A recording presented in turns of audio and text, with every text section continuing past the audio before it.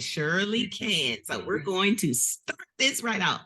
I found you on Instagram. You had done a podcast with Ashes by Ashes with Ash. I say it wrong every time, but Ashen with Ash, I think it's yes. called. And I was just blown away by your story.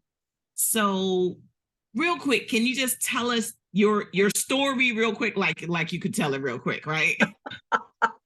Let me see if I can put this on like the cartoons. Story. Born and raised in Arkansas, pastor's daughter, pastor's wife, ultra conservative, mother of seven.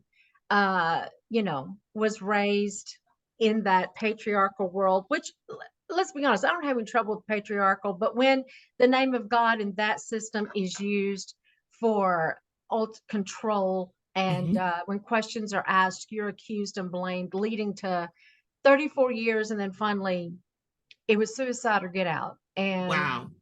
I brought in interventionists and a mediator. I begged over 30 years for him to get help, and watched the mediator and the interventionist be horrified and then won over. And so we're driving down the interstate one night. I'd been doing research on different styles and types of abuse. My eyes were opened. All I knew about is if you were hit, nobody told me about other things. Exactly.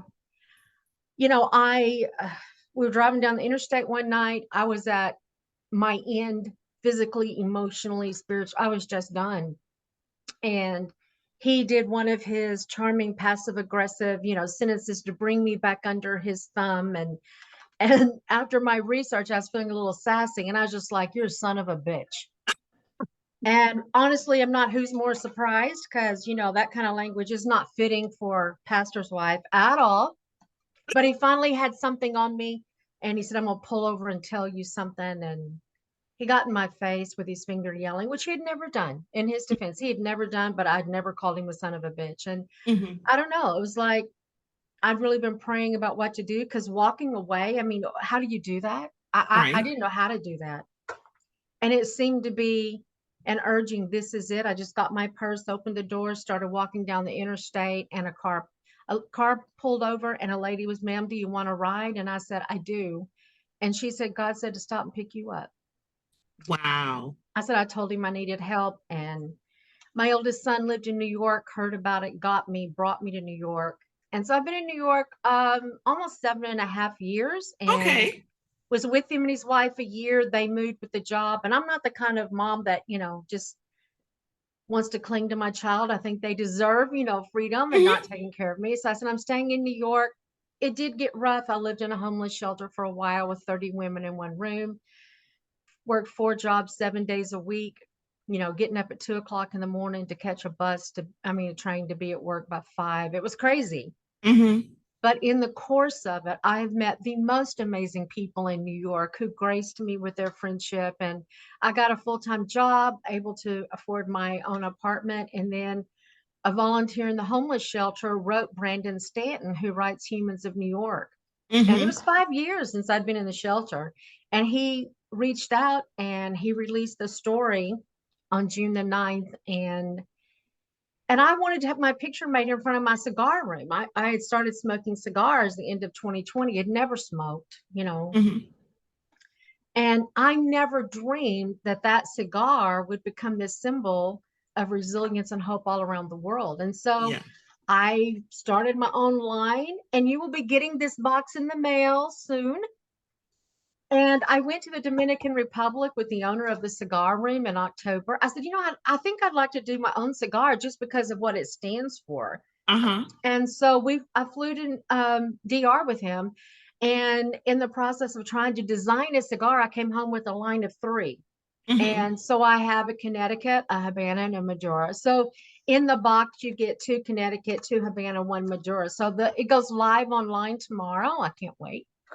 But is that fast enough? That's my story. It's listen, Mhm. I'm just fascinated by the whole thing. Like you you're my spirit animal because I had never smoked a cigar until 2020 as well. Wow. I had never smoked a cigar. I actually left a marriage after 25 years. I have 5 children. Wow, we are spirit animals. We literally are. Yeah. When I saw your story, heard your story, I was like, I have to find out everything I can. And I'm not gonna lie, I started stalking your Instagram page. I was like every day I gave myself like 30 minutes to and read as many of your Instagram posts as possible. So then when I saw that you did an interview, I'm like, oh, she has interviews. And I asked my intern, I said, well, I'm going to, because sometimes he'll run my Instagram page and I said, well, I want to ask her, but I'm not sure. So I was like, okay, I'm gonna send it because all she can do is say no, right? All you can do is Right. Right. no.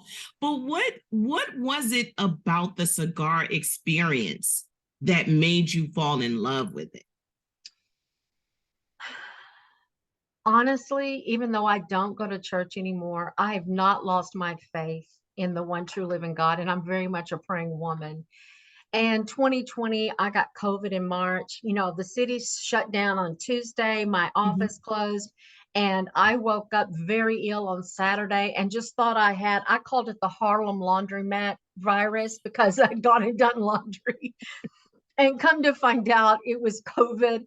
And my doctor ordered me the hospital twice and I refused to go. And she got so upset she wouldn't do video calls with me anymore. I just thought I'd rather die at home than in the hospital. Oh my gosh. So I came up Listen, with a plan. I got COVID in 2020. Same thing, doctor wanted me in the hospital. I said no, if I'm gonna die, I'm Yeah. at home. And I lost my sense of smell and taste. Never got my sense of smell back. So for me, I love to RV and camp. And one of my camping sisters was like, try this cigar. You might like it. Because I had always said I love the smell of cigars. Now Yeah. I can't smell them, right? Right. She gave it to me. She was like, but since you don't have your sense of smell, you will taste exactly what this is. And immediately I knew what it was and fell in love. So Mm. when you can you remember your very first cigar that you smoked? September 26, 2020. I was meeting one of my friends just around the corner on 141st on Broadway for wine every week. And I started going twice a week, but I had to walk through the sea of men smoking outside on that corner. Mm-hmm. And after like 5 or 6 weeks, you know, I loved their laughter. And I had a table right beside them. So the smell of smoke, you know, sidewalk cafes, we were kind of released a little bit. I Mm-hmm. also fell down a flight of stairs right after I got over the high fever and had a lot of stitches and a concussion for 9 months. So, you know, being able to be out in the public and enjoy some air was very nice. And my oldest son that I'd lived with here was really worried. Crime was really getting rough. You know, we had a lot Mm-hmm. going on and Mm-hmm. he was concerned. And he called one day. I said, you know what? I have a plan.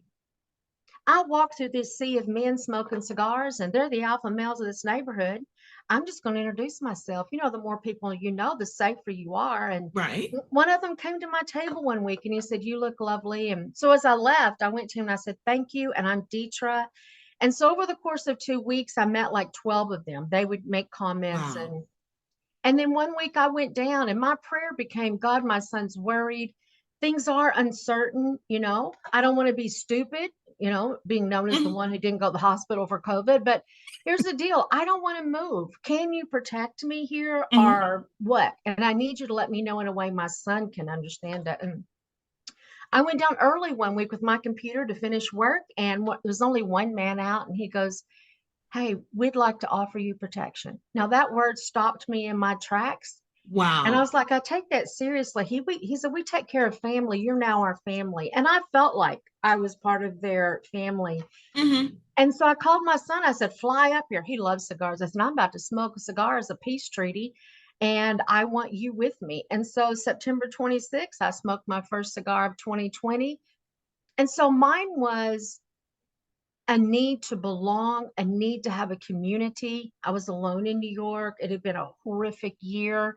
And this community just welcomed me. And, you know, every man that my son met that weekend was like, we got your mama. You don't worry about your mama. And I asked Wow. my son, I said, what do you think? He goes, this is the most incredible group of men. And so I started smoking cigars to have a place. But Hmm. what I learned is I can go down there with knots in my upper back and neck, and you breathe.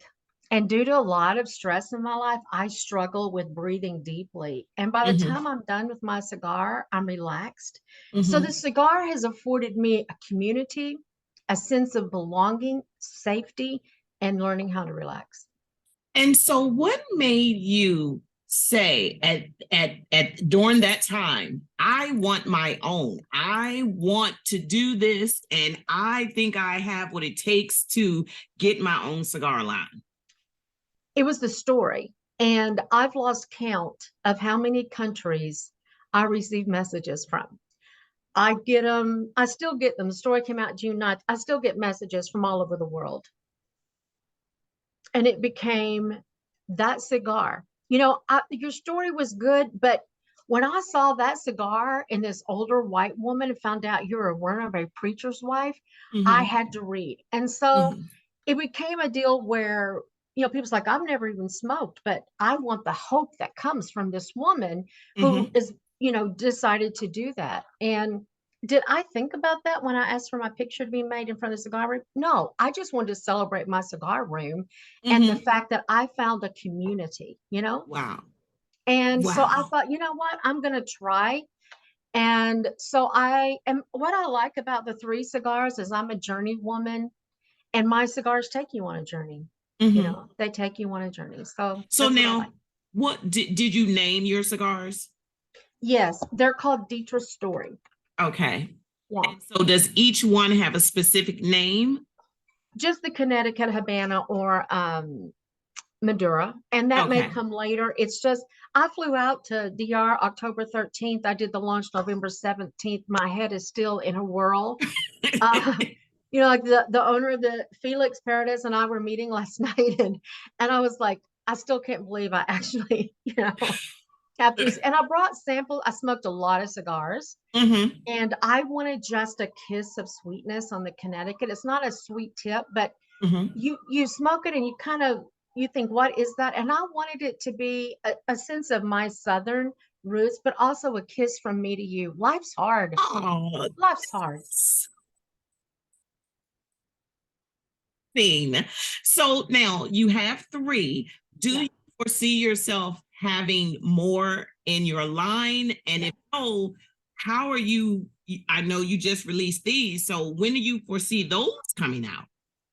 I do have another one planned. It's going to be a limited edition and a special edition. And so I'll leave those details as a surprise for later. But in the DR, I got introduced to a man and he was asking some questions, and he does cigars, and he was like, I just happen to have, and he showed me pictures of it, and I was like, oh my. So like I'm working on a book. There were 6 movie offers, so there will be things that I will want to celebrate. And Hmm. so at one of those times I will do the special edition. So yes, I'm planning another one. And right now I just have the box. The samples are at the Harlem Cigar Room. You can get the individual sticks. And Hmm. then Pop's Cigar Company in Lynchburg, Virginia, they will go live with my online sales tomorrow. But come Hmm. January, February, I will have the boxes of 10 of each individual kind. And for now, that's about all I can handle, Hmm. getting prepared and doing. But the cigar to me is not just a cigar. Like I brought samples and my guys are smoking them, and they're getting really good reviews from men who've been smoking cigars for decades. Wow. And And I've that's had so great.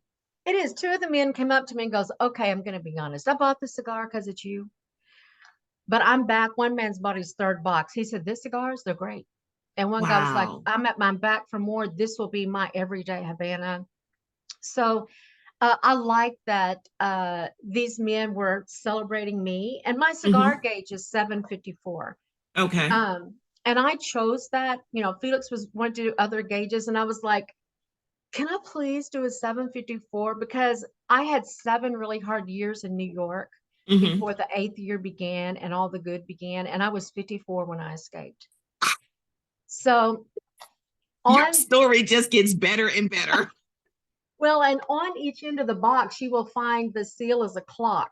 Uh-huh. And on my band is a clock. And it's at 7:54. And I want everyone to know that it's 7:54 in the evening. You may feel it's getting a little late, but it takes time in life to be able to get things together, and you're never too old to start all over. My gosh, I so love that. So whenever all these good things happen, you got to come back here because All I right. I don't like to be left out. So now we are actual spirit.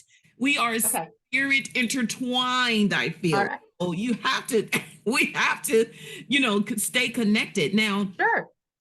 how do your children um feel about your whole new world of cigar smoking? I have 7 children, and 5 of my children um,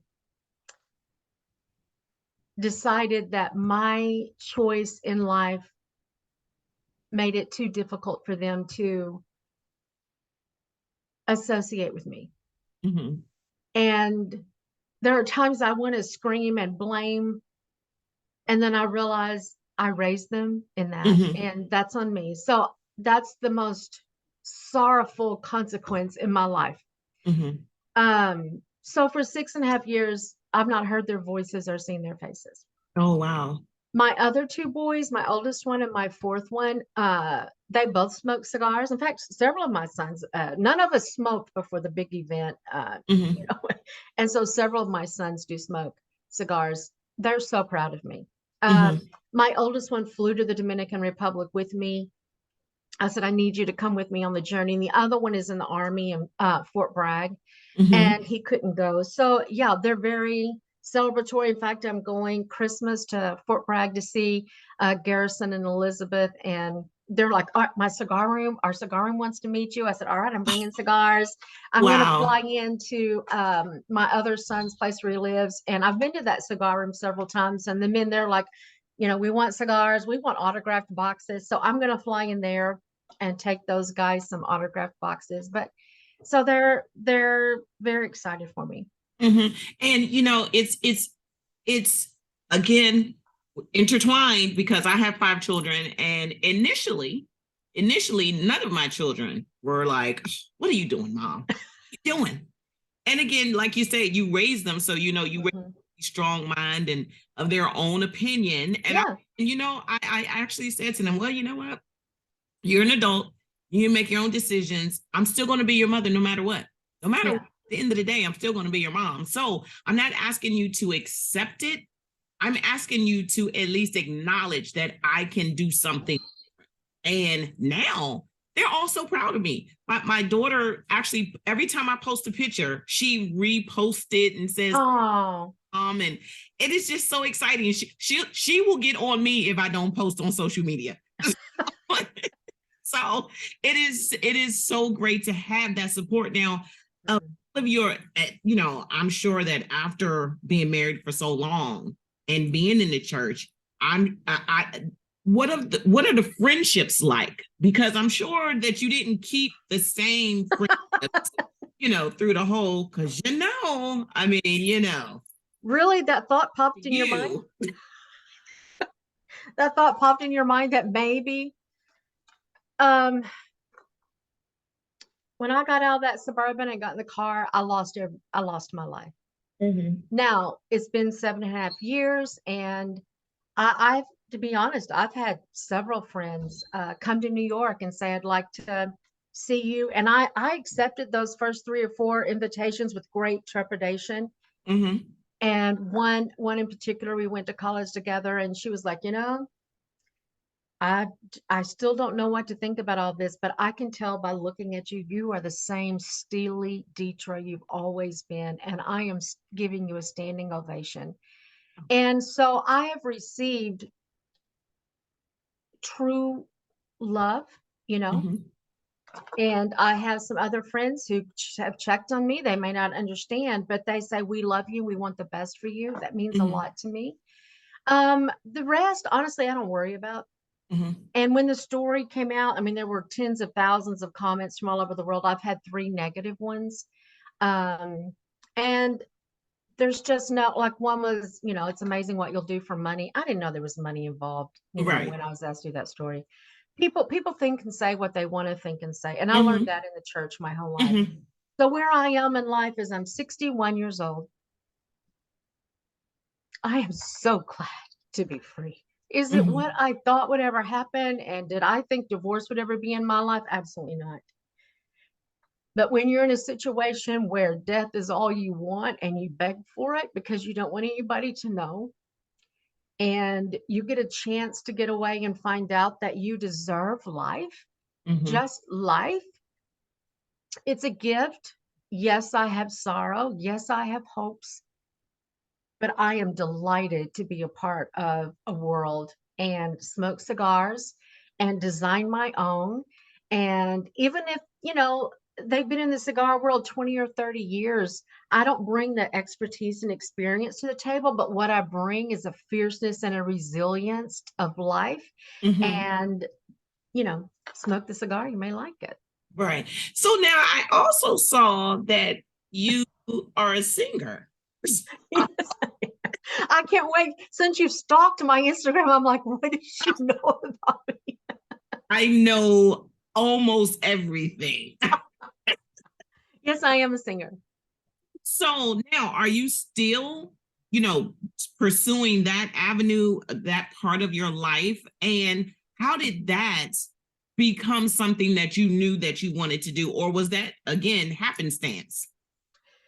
My dad stood me in a chair when I was 4 years old behind the pulpit and told me to sing. He was a pastor. And so that's all I've known is singing in church. And then I had a full scholarship in a little Christian college. We traveled and raised money for the school. I always wanted to sing love songs, and I always sang in the car. So I would sing Anne Murray, Karen Carpenter, Mhm. those type of songs. When I got to New York, June 20th, 2015, I would go listen to bands at Hill Country Barbecue in Brooklyn. That one's closed. And there were a couple of bands that I was there every week. Mhm. And so one was on Sundays. I wanted my son and his wife to have some space to themselves on the weekend. And so I would go be out all afternoon and I would go do that. And one day the sound man came to me and he goes, "We need to give you your own show." And I would be in the back, even though I didn't drink. I asked the bartender, "Can I sit at the bar to stay out of the fray?" And and I didn't realize he could hear me sing in harmony. Oh. So I went to him a month later and I was like, you mentioned this. I'm not sure if it's possible and you don't know why I'm in New York, but I want to do a show called One Woman's Journey to Love, thinking Mhm. that I was on a journey to be loved in a man, by a man. I'd Mhm. still like to do that. But what I've learned along these 7 years is it's a relationship to learn to love myself. And so I've done 16 shows in New York now, and it's cabaret style. So I use an eclectic group of songs that will not even go in one show, but I use narrative then to weave where I am at the moment. Like my Mhm. saxophone players, like, you get to read stories of people years after it happens. We literally live years with you. And Mhm. so that's kind of true. My drummer and saxophone player have been with me since 2016. I did 10 shows this summer. I'm working with a musician. I want to do a much bigger show and I want to have original songs. I've just started a foundation, One Woman's Journey to Love, and I want to encourage everybody, but particularly women, to take their own personal journey to loving themselves. And I want to have songs because for me, I can latch onto a song in the middle of a hard time and it just keeps me afloat till I can Mhm. let go and swim more and then I have another one. So Right. I want to provide those places to hold and float while you're going through something. And so I've gone through and come up with things that meant a lot to me in my journey. And so I've got some ready to record and I'm working with one of my musicians to get several more. So, I mean, because I was about to say what's next, but I think I know what's next. Because at the age of 61, and you're looking amazing, Oh, amazing. thank you. So, and I turned 56 this year. So I am always at the point in I'm at the point in my life that it's like whatever I feel I want to do, I'm going to do. I was able Yeah. to retire 2 years ago, so that's what I'm doing.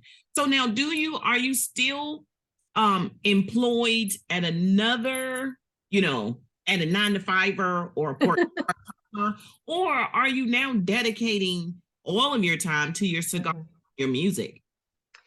I quit my corporate job at YSC Consulting July 15th. I kind of crunched the numbers. The story, had a fundraiser, which allowed me to quit my job and invest, a large portion of that. Part of the investment is going to be a house upstate. I'll close on that in January and have ways to live. And then I would like to be able to, be involved in some speeches, find ways to give back. And then I will continue doing shows. And they're more, I call them an encouragement, educational way of finding out you may need to have some new thoughts in your life, to be fully alive and understand how to love yourself. You may need a couple of new thoughts.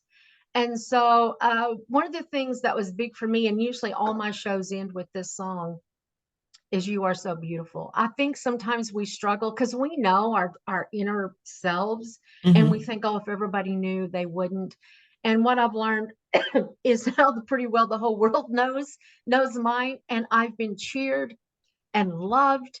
And they send messages of, I read your story and thought, if she can do that, I can do this. And I get the things they're doing to change their lives. And it's just like this cheer from all over the world of, we can. And I want to keep that going by doing that. So I've quit the 9 to 5.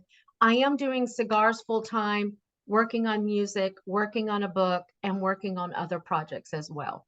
So basically you got four full-time jobs now. Yeah. It's a wee bit busy, but I'm loving it. Now, are there any days that you sit back, you open your eyes and you be like, wow, this is amazing? Yeah, most days. Most mornings I begin my day with my pot of coffee, not a cup, a pot. And, just talking to God about what he's done in spite of. And because of people asking me questions, and I don't know, I just answer questions. And what has happened? Yes, I wake up and go, I cannot believe this. And every once in a while, I still kind of go, what am I doing in New York City by myself? And what am I doing being a member of a cigar room in Harlem? And, I sit out in front of the cigar room and people have stopped in, and I've met so many people. And then since the story, they come and I get to meet amazing people. But that's my corner of New York, 141st and Broadway. And it's the northeast corner, and that's mine. And I sit out there and I watch my corner and the people that go by. And we've become, even though I don't know all of their names, we nod, we smile, we're in this world together. We've been through a lot since 2020.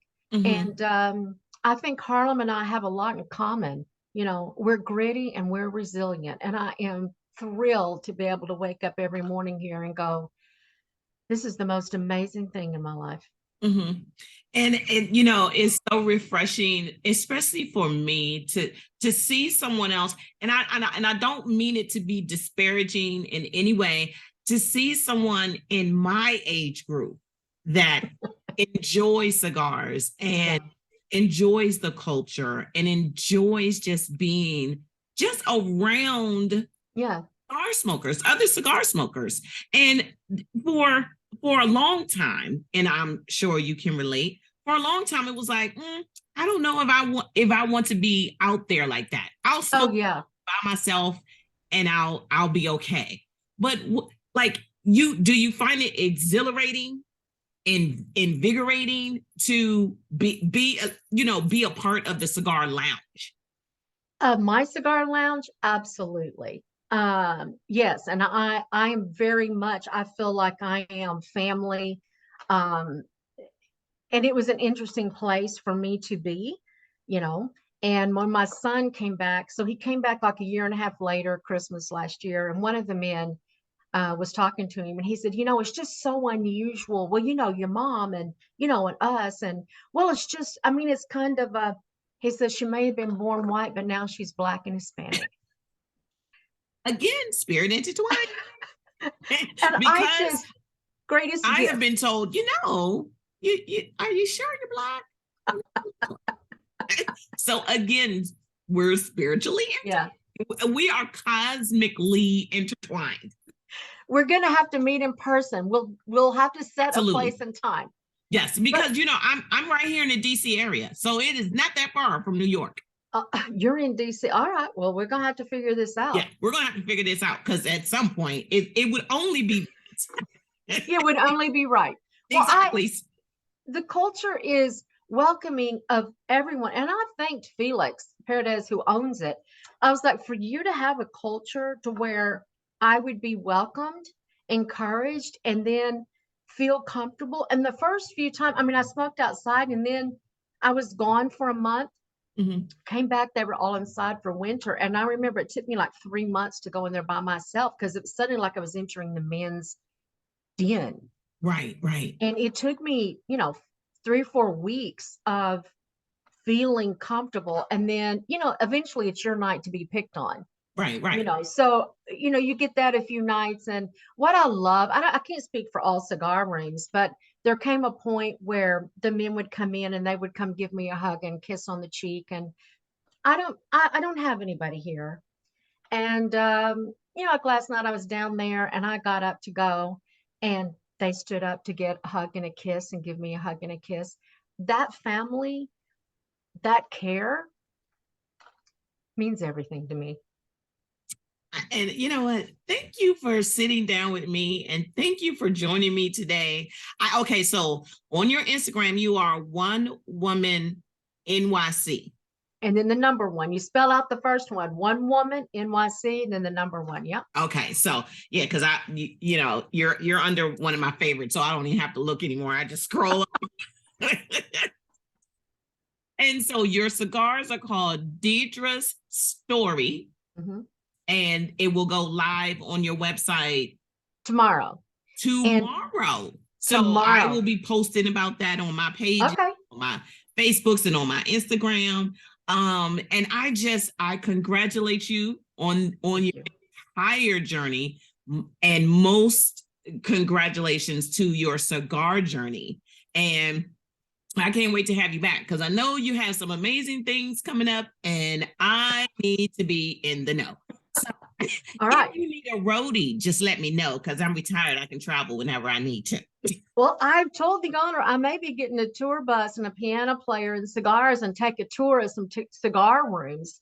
Go do a little show if they'll have Listen, me. I will follow behind the bus. I will be, the little car in the back that has, tour manager. Or I don't need to be a manager. I just need to be a groupie that's always there. I mean, it won't be weird or anything. Anybody wants to help me put them in stores, let me know.